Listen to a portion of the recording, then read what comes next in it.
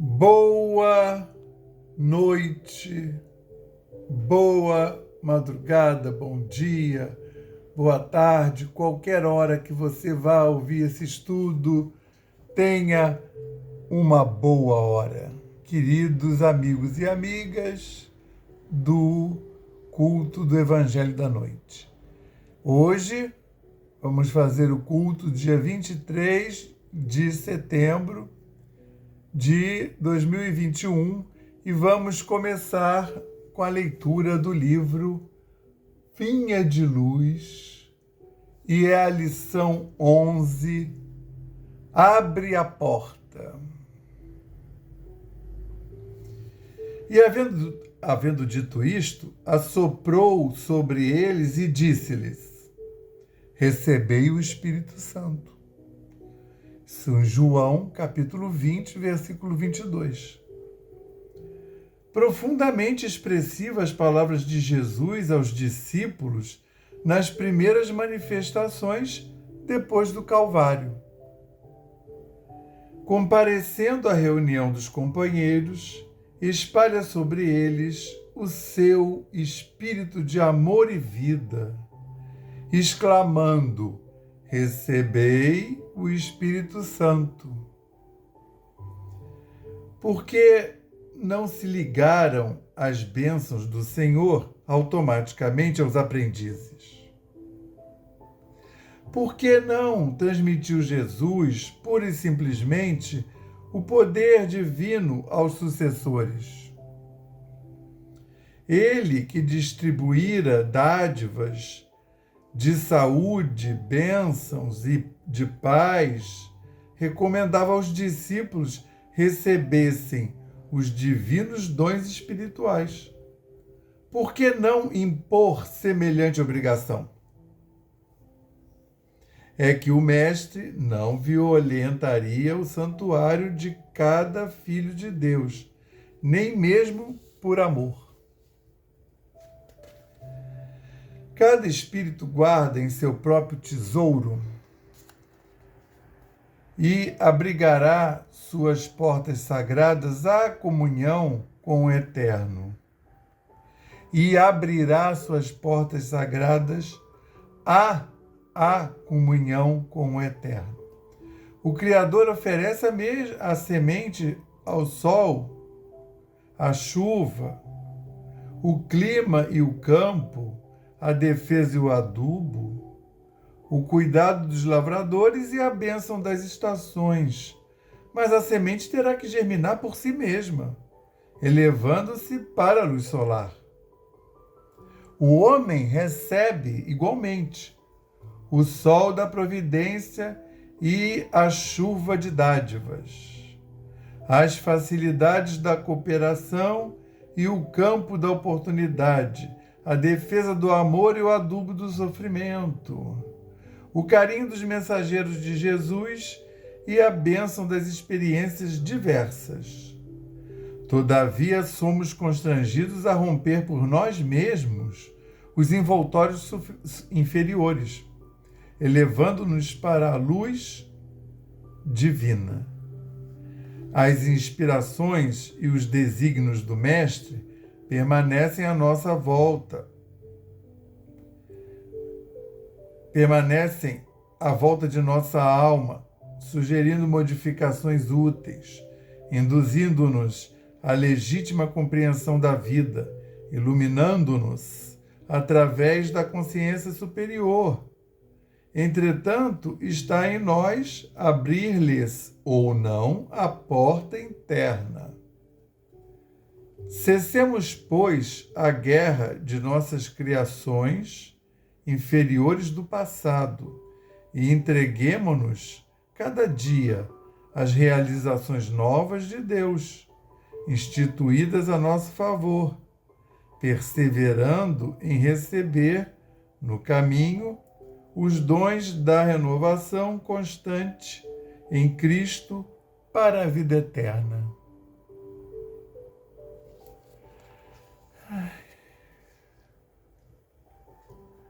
Graças a Deus graças ao Cristo de Deus e graças ao Espírito Santo de Deus. Graças ao nosso patrono São Francisco de Assis, graças aos nossos guias e protetores espirituais, os nossos anjos guardiões, espíritos amigos e simpáticos, que estão sempre a nos envolver a todos os momentos. Obrigado, Senhor, por tudo que recebemos desde a última quinta-feira. Obrigado, Senhor, por mais essa oportunidade de aqui estarmos. Que nós possamos, Senhor, aproveitar maravilhosamente essa hora de estudo. Que nós possamos estar envolvidos com os queridos amigos espirituais dos planos mais superiores, para que possamos entender e assimilar a lição que será proferida aqui no dia de hoje. Pedimos, Senhor, o envolvimento de todos aqueles outros núcleos familiares, consanguíneos ou não, com os quais temos contato, com os quais dividimos essa senda e com os quais estamos contemporaneamente encarnados nesse momento. Abençoa, Senhor, os nossos bons propósitos. Faz-nos que nós possamos assimilar de forma magistral esses bons ensinamentos e, mais do que isso, possamos levar para a nossa vida diária. Abençoa os nossos lares físicos e espirituais, os outros componentes da nossa casa. Abençoa-nos agora, hoje e sempre, na paz do Cristo. Graças a Deus. Graças à egrégora da Aliança da Fraternidade e do Evangelho da Noite também. Eu não sei porque quando eu vou gravar esses estudos, dá uma secura.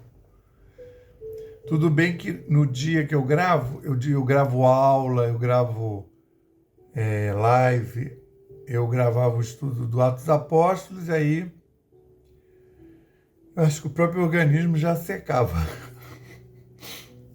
Então, hoje nós vamos dar continuação ao capítulo 27 do Evangelho de Mateus. E nós vamos estudar do versículo 24 até o 30.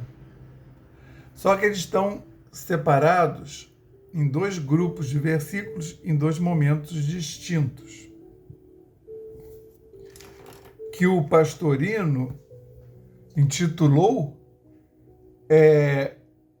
capítulo 27 de Mateus, versículos 24, 25 e 26, Pilatos lava as mãos. E os versículos 27, 28, 29 e 30, rei escarnecido.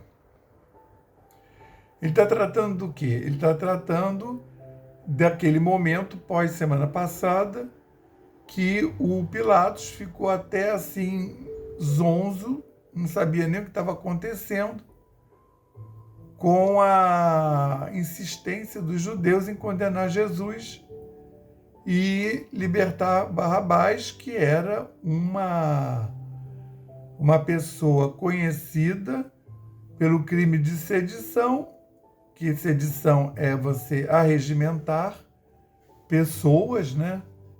E fazer como se fosse uma rebelião contra Roma, fazer arruaça, só que tem um agravante que uma pessoa morreu, não, do que a gente leu, ninguém sabe dizer, não exatamente o Barrabás matou, mas do crime de sedição, da muvuca que ele incitou, uma pessoa veio a falecer. E ele respondeu por isso. Então ele está condenado, ele não fez uma vez, ele já era conhecido lá das autoridades. Nós não estamos aqui para discutir a severidade das leis romanas, que alguém vai dizer, puxa, mas ele estava só pregando e as pessoas acreditaram e foram atrás, né? Não era exatamente uma pessoa ruim.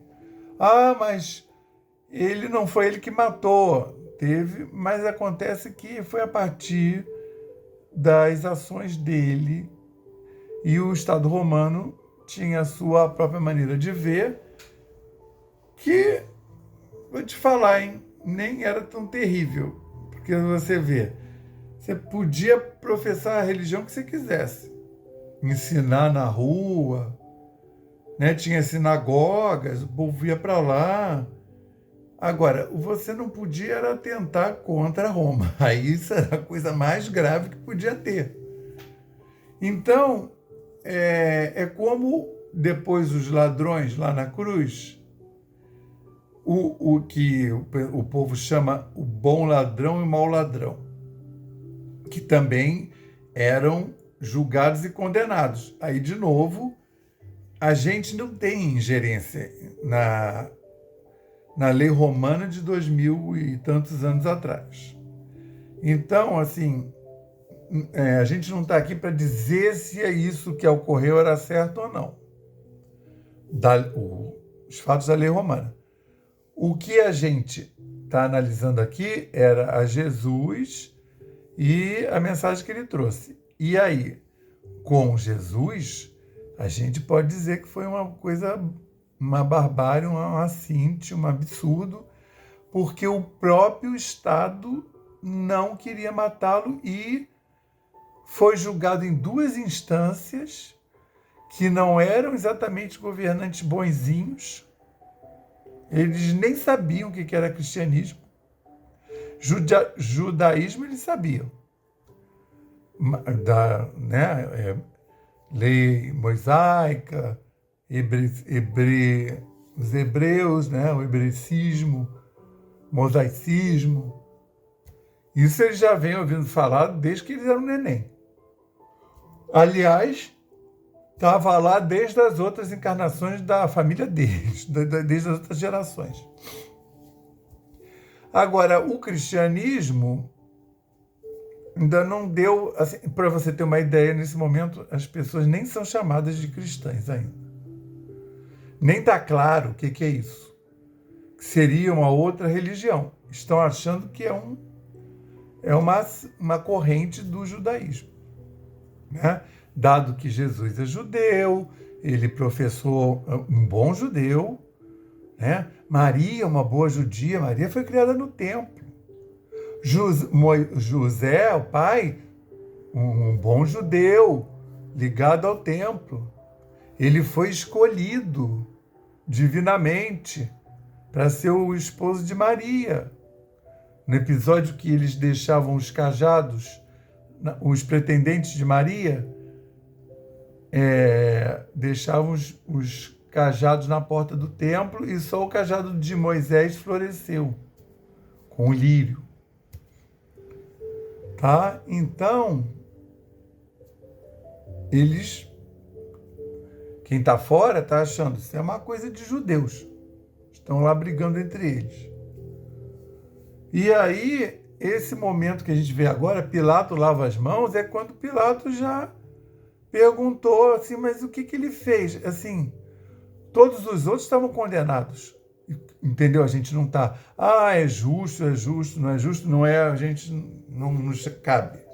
Inclusive, a gente nem sabe de todos os detalhes. Entendeu? O Barrabás, que vai ser solto, que era uma pessoa conhecida da justiça romana, o que eu estou dizendo é o seguinte, você vive sob um Estado romano, sabe quais são as leis, você já fez, já foi preso. Aí você vai lá fazer de novo, e você sabe que não era uma brincadeira, que eles matavam mesmo. Então, tá entendendo o que eu estou dizendo? Assim, a pessoa já sabia que é o que eu estava chegando. Quando chegar lá na crucificação, que tem um bom ladrão, um mau ladrão, que o pessoal diz erroneamente, né? Porque não é o bom ladrão e o mau ladrão. Eu não sei se eles eram bons ou não. Mas as pessoas classificam bom e mal pelo que aconteceu ali no Gólgota, né? Por esse diálogo que eu vou falar. Mas, na verdade, é que um ladrão fala, Senhor, eu posso estar com o Senhor no reino dos céus? porque já estavam pendurados na cruz, já sabiam que eu ia morrer. Aí, o que eu faço para me arrepender? Aí Jesus fala, não, você estará comigo hoje no reino dos céus. O outro ladrão fala, você está pedindo para ele? Você não está vendo que se ele fosse mesmo o Filho de Deus, ele ia estar pregado aí na cruz? Aí o outro até é aí que ele faz esse pedido, ele fala assim, fulano, nós somos culpados. Ele nem julgado foi. Aí, o que eu chamo? É o ladrão com noção e o outro é sem noção. Porque um dos ladrões tinha, assim, ele não estava reclamando dele estar na cruz. Ele fala, mas a gente foi julgado e foi condenado. Ele só faltou dizer assim, mas quando a gente fez, a gente sabia que isso podia acontecer. Agora o outro, ele nem condenado foi. Então, e se você considerar o que aconteceu, porque foram interrogatórios, né? Se você considerar o que aconteceu, julgamento, ele foi absolvido em 2 instâncias, por Herodes e por Pôncio Pilatos. Tá vendo como é que é? Não é o bom ladrão e o mau ladrão. O ladrão com noção e o ladrão sem noção. E aí, Pôncio Pilatos... Aí, essa passagem, eu vou te contar, né? Agora, olha que interessante, João não narra. Já repararam que João não narra nada que é muito óbvio, que todo mundo vai ter falado? Então, é só Mateus, Marcos e Lucas. Aí, olha como é que Mateus fala. Para você ter uma ideia, quem gasta mais versículo é Mateus, gasta 3 versículos. O Marcos gasta 1, e o Lucas, que costuma escrever mais, né, de escrever, gasta 2. Mas vendo Pilatos que nada consegue assim, ficou perguntando, deu chance de eles escolherem Jesus para ser liberto, mas eles falavam, não, é Barrabás, crucifica esse daí, porque o Pilatos já tinha visto que era uma questão de vaidade, né? Ele já tinha sacado que quem estava botando fogo no parquinho eram os sumos sacerdotes, para se livrar de Jesus. Aí, por isso que começa já assim. Mas vendo Pilatos que nada consegue, antes surgia um tumulto, que aí mais ele perguntava, mais tumulto ficava. Tomando água, lavou as mãos diante do povo, dizendo, sou impune do sangue deste. Vede vós, sou impune do sangue deste. Vede vós. E o servo jogando água, e a água caindo numa baciazinha. E respondendo, aí ele falou isso para o povo, vou te contar, isso para espírita, eu ia até dar um negócio na espinha. Porque,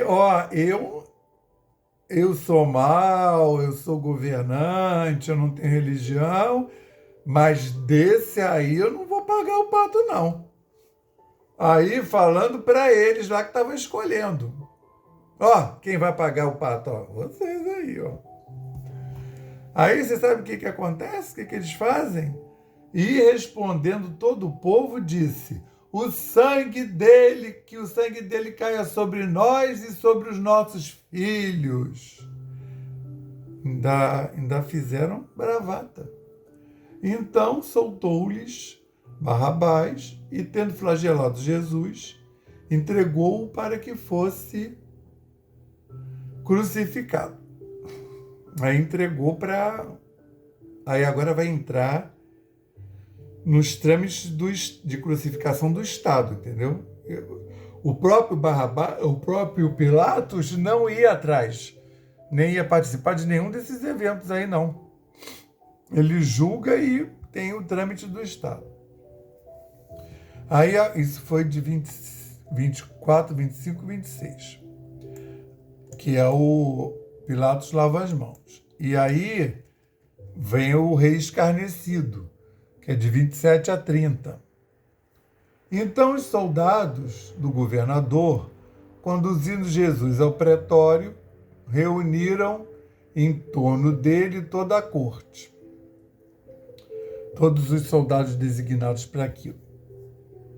Eu até fui ver se era coorte, porque se fosse coorte com 2 Os, seria um dos regimentos dos soldados do exército romano.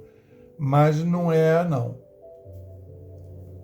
E despindo, envolveram-no com uma capa escarlate. E entrelaçando uma coroa de acácia, puseram-na na cabeça dele e um caniço na mão direita, e ajoelhando-se diante dele, zombavam, dizendo: Salve, Rei dos Judeus! E cuspindo nele, apanharam o caniço e batiam na cabeça dele. Os outros relatam praticamente a mesma coisa. Em Marcos, os soldados conduziram-no para dentro do átrio, que é o pretório, e reuniram toda a corte, e o vestem de púrpura, e tecendo-a, lhe põem uma coroa de acácia, e começaram a saudá-lo. Salve, Rei dos Judeus! E batiam na cabeça dele com um caniço, e cuspiam nele, dobrando os joelhos, o adoravam. Ou seja, o nome da lição, rei escarnecido, quer dizer, estão escarnecendo Jesus. Então, o que me saltou à vista? As 2 instâncias, olha isso, de culpa. Nós estamos falando da atuação no mundo de pessoas culpadas. 2 níveis. Repara como é que foi construída essas 2 narrativas. Você tem Pilato lava as mãos, que vem da semana passada, quando tem o julgamento propriamente dito, os interrogatórios. Então, sai todo mundo, o Estado romano, que é o que está efetivamente fazendo a sentença, ele não viu culpa. E aí Pilato lava as mãos, então ele está definindo bem quem é o culpado. Aí, assim, o Pastorino também aponta na mesma direção. Eu mesmo, antes de fazer esse estudo, eu achava, bom, o Pilatos, ele podia soltar Jesus. Ele podia ir contra tudo, ele era o que mandava. E ainda mais que a instância superior, o Herodes, devolveu e disse, faz o que você... O Herodes não deu pitaco. Aliás, o pitaco que o Herodes deu foi, eu não vi culpa nenhuma. Pode mandar soltar. Mas aí o Herodes, para fazer também média, devolveu, faz o que você quiser. E o Pilatos já tinha mandado com a mesma... O que você acha? O que o senhor acha que deve fazer? Então, o Pilatos assinala esse momento pelo seguinte: Pilatos soltaria ele, porque todos os outros tinham condenação. E o Pilatos podia dar um perdão, e o Pilatos podia dizer, é o Jesus, é esse aqui, que não tem condenação. E isso ninguém ia se opor, Roma não ia se opor, os judeus iam ficar muito zangados com ele, mas não iam poder fazer nada. Principalmente porque não foi dentro da lei. Mas o que acontece? Pilatos solta Jesus. Na maioria, eu acho que todos os estudos falam assim, ele estava fazendo uma média com os judeus do Sinédrio. Então ele atende a multidão, já sabendo que a multidão era tudo pau mandado dos sumos sacerdotes. Mas a questão não é essa, não. As pessoas se esquecem que o Pilatos foi avisado pela mulher. E a mulher dele teve um sonho premonitório, porque já sabia que isso ia acontecer, e aí fala, não se meta em coisa de judeu. O sonho que eu tive diz para você não se meter. O sonho nem é muito específico, não. Mas na hora ele entendeu. Ou seja, os judeus estão querendo crucificar um judeu. Mesmo povo. Entendeu? Não caberia a ele, romano, intervir, né? Porque o contrário seria terrível, né? Roma julga um judeu culpado. O Sinédrio pode se manifestar à vontade. O cara vai ser morto. Ou receber uma corrigenda lá. Porque você vê, na hora que ele entrega o Cristo, tem um trâmite que envolve que eles chamam... Quer ver? Vou procurar aqui. Que é ele ser açoitado, flagelado. E entregou Jesus flagelado para ser flagelado e fosse crucificado. Então, o Pilatos não está se posicionando, porque tem toda a cara que ele soltaria Jesus, mesmo com os judeus querendo que ele fosse condenado, e ele faz isso porque para ele está claro que quem está condenando não é ele. Para ele está claro, Pilato lava as mãos. E ele faz na cara de todo mundo. Ele fala, aqui, ó.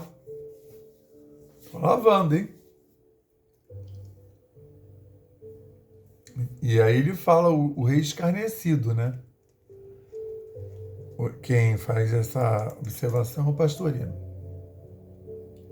Então, ele fala, ele faz, sou impune do sangue deste, vede vós, ele lavando a mão na frente de todo mundo. Que é um símbolo antigo, que vem lá do Antigo Testamento e chega até hoje. Até hoje nós usamos essa expressão. Eu lavo minhas mãos, não vou mais me meter nisso. O que acontecer é o veredito de vocês. E aí ele entrega, e aí tem uma... Não é o Deus dará, não. Isso tudo é previsto, tá? Então, o escarnecimento... Então, os soldados do governador, conduzindo Jesus ao pretório, tinham lugar, reuniram em torno dele a corte, e aí começaram. O escarnecimento consistia de chibatadas, né? Isso tem documentado. E eram 40 chibatadas. Só que agora vem a outra culpa. Os soldados são culpados? Os soldados são empregados de Roma. Eles estavam dentro do dever. Eles faziam isso, e Jesus foi apenas um. Eles faziam isso daí se bobear toda semana. Então, assim, qual é a culpa? Olha, eu não sei lá, né? Nem tenho essa outorga para ficar analisando. Eu vou, assim, cada um dizer o que aconteceu aos soldados. E a gente vai analisar isso daqui de um modo geral. Então, de um modo geral, o que esses soldados puderam alegar lá do outro lado? Eu estava em missão, eu nem sabia, eu já tinha preparado para ser crucificado mais de 20, eu nem sabia quem era Jesus. Ele vai poder, né? Agora, a lei lá mandava dar 40 chibatadas. Aí, mas eles achavam que era 40. Ou seja, 40. O povo de Deus lá, os judeus vagaram 40 dias no deserto. Jesus fez um jejum de 40 dias. João fez jejum de 40 dias no deserto. A manda açoitar 40 vezes, que é um sacrifício carnal. Né, dos 4 elementos da materialidade. Mas lá na lei, lá onde descobriram isso escrito, dizia para dar 39, porque você poderia ter errado na conta. Então já dava um desconto de 1. Agora, essa parte do escarnecer, né? E despindo, envolveram com uma capa escarlate, entrelaçaram uma coroa de acácia. A acácia é uma planta que não tem espinho no tronco, ela tem só nas projeções dela, que são galhos maleáveis. Então eles confeccionaram, que era uma coroa de espinho, porque eu não falo coroa de espinho, fica uma coisa genérica, é de galho de acácia. Todos os evangelistas falam. E aí puseram na cabeça dele e um caniço, olha o escarnecimento, mandaram ele um caniço como se ele detivesse, né, um poder, e ajoelhavam-se diante dele, zombando, dizendo: salve, rei dos judeus, né? Que ele nunca tinha dito isso. Então, o INRI, a plaquinha que fica lá em cima, né, que tem até um personagem aí cômico, INRI Christ, Jesus Nazarenus, INRI Rex Juden. Jesus Nazareno, rei dos judeus. Que, aliás, é o Pôncio Pilato que manda colocar lá. E que os sacerdotes depois vão reclamar com o Pilatos. Falam: não, ele não é rei, não, da gente. Não é, não. Aí ele falou: agora, palavras do Pôncio Pilato. Agora eu mandei escrever. Está escrito. E fica lá. Porque ele não era rei mesmo, né? Ele estava sendo acusado de se dizer filho de Deus e ser Deus. Então, o que a gente tira disso tudo? O Pilatos, ele realmente, lá do outro lado, aliás, ele já tinha essa noção daqui. Ele vai alegar: olha, mas eu fui avisado. Primeiro eu achei injusto. Tanto é que eu mandei para Herodes. O Herodes também julgou, mandou para mim. Mas veio o aviso via sonhos. Não era uma coisa... Isso daí, ainda mais que era o anjo. A mulher disse que viu o anjo. Que não era uma entidade qualquer. Então, assim, isso daí era o ápice da religião. Ele não ia fazer isso contra. Os soldados, eles eram culpados? Vão poder ter alegado: eu era empregado do Estado. Então não foi só, até porque não foi só o Jesus, tinha um monte. Não sei se vai colar. Mas, por exemplo, esse escarnecimento aqui, isso é desnecessário. Isso não estava previsto. Vocês fizeram por fora. Essa gracinha, né, de botar o manto, de fazer a coroa de espinho. Inclusive, estava lá na lei que você, dependendo da pessoa, se a pessoa já estivesse fraquinha, você não podia açoitar 40 vezes, não. Sabe por quê? Porque a pessoa tinha que levar a cruz morro acima. Não é um morro altíssimo, mas para carregar uma tora. Tanto é que o Simão Cirineu teve que ajudar um pouco. Entende? Então, assim, o escarnecimento não podia ser muito brabo, porque o cara tinha que chegar lá no monte. Parece que era menos de 1 quilômetro, mas imagina menos de 1 quilômetro você carregando uma tora de 40 quilos. Não era uma cruz inteira. Lá nesse palácio mesmo, na Fortaleza de Antônia, que existe até hoje, obviamente mudada, tinha uma sala cheia de toras. O que eles carregavam não era a cruz inteira, não. Eles carregavam a tora aonde eles iam ser colocados presos. Porque os tocos verticais já estavam lá no monte, já tinha um buraco no chão, aonde eles encaixavam. Aquilo ali encaixava e desencaixava. Aí tirava aquele toco e não era uma cruz assim, né? Eles levavam, os sentenciados, esse toco aqui. Lá já tinha o mastro. Aí o toco era posto assim. porque era esse toco apoiado aqui no outro. E pregavam o cara aqui. O que o cara levava era esse. Aí assentava, tá? E, dependendo se você queria que a pessoa morresse mais rápido ou não, fazia aqui, tinha um pedestalzinho para o cara poder apoiar e poder respirar.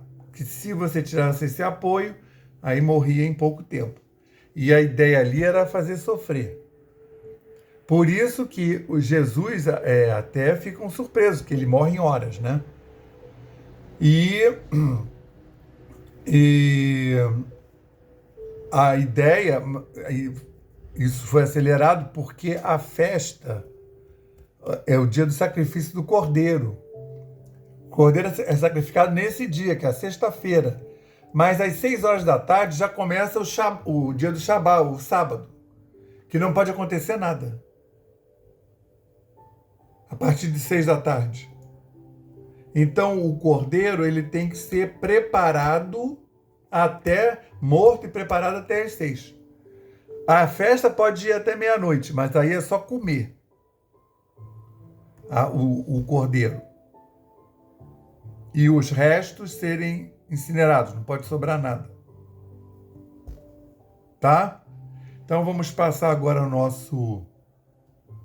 nosso passe, que ele vai ser dado através desse mantra que eu leio maravilhosamente.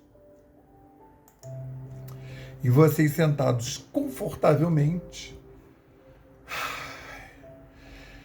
respirando suavemente e com a mente pensada nos seus, imaginando Cristo, vão receber o passe da mão dos seus guias e protetores.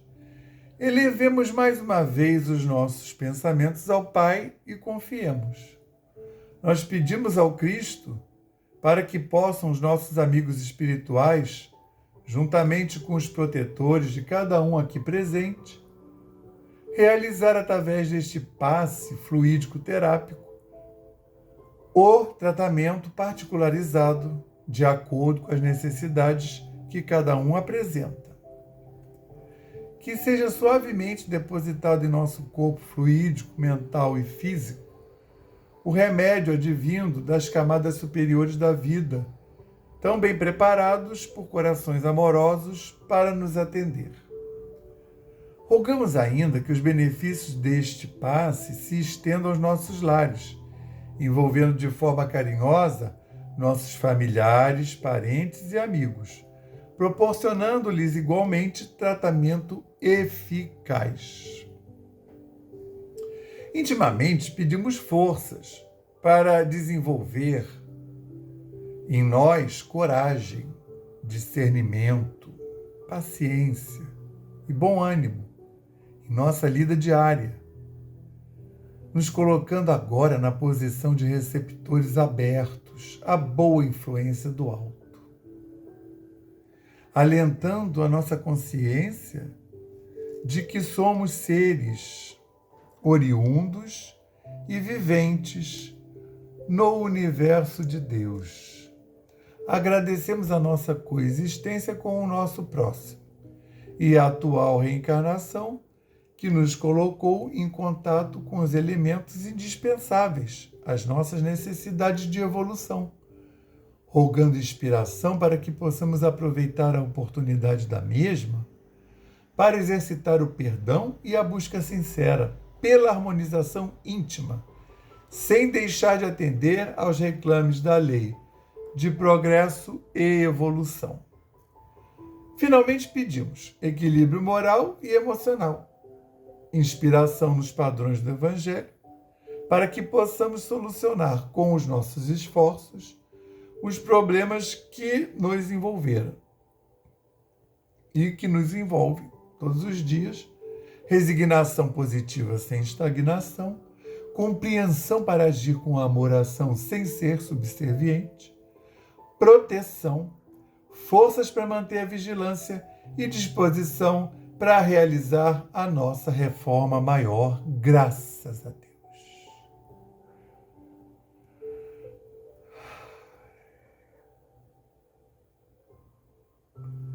Graças a Deus, graças ao Cristo de Deus, graças ao Espírito Santo de Deus, graças ao nosso patrono São Francisco de Assis, a egrégora da Aliança da Fraternidade e do Evangelho da Noite.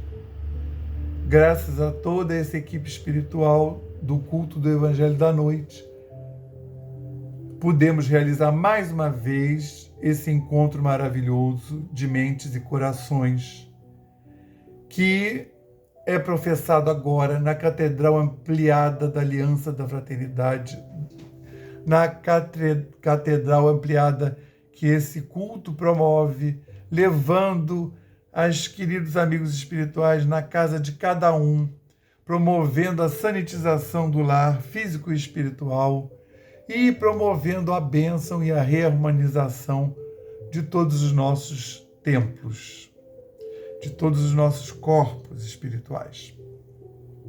Senhor Jesus, que também as equipes espirituais sejam abundantemente abençoadas pelas esferas superiores da vida.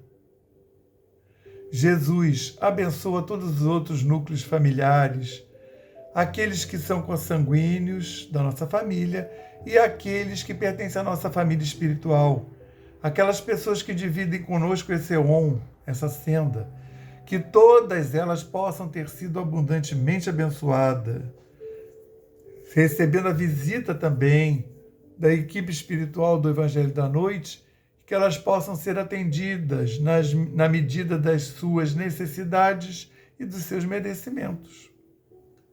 Que todos, Senhor, possam ter recebido essa bênção divina.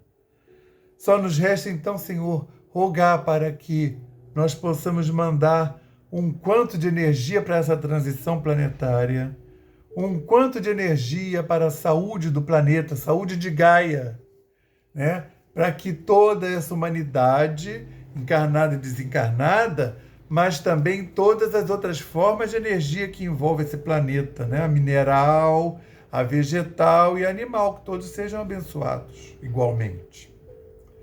Jesus, que possamos envolver magistralmente as mentes e os corações de todos os governantes do mundo, Senhor. Todas aquelas pessoas que têm na mão e nas suas decisões o destino que se desdobra no destino e na vida de outras pessoas. Quer seja o dono da fábrica que emprega 100 pessoas, quer seja o ditador chinês que comanda mais de 1 bilhão de pessoas. Que todos possam ser envolvidos e inspirados na paz do Cristo. Dessa forma, pedimos para dar por encerrado o culto da noite de hoje, dizendo o lema da nossa casa, paz e fraternidade, e o lema de Francisco, paz e bem, graças a Deus, Senhor. Fluidifica as nossas águas da nossa casa e que tenhamos todos uma excelente semana, graças a Deus.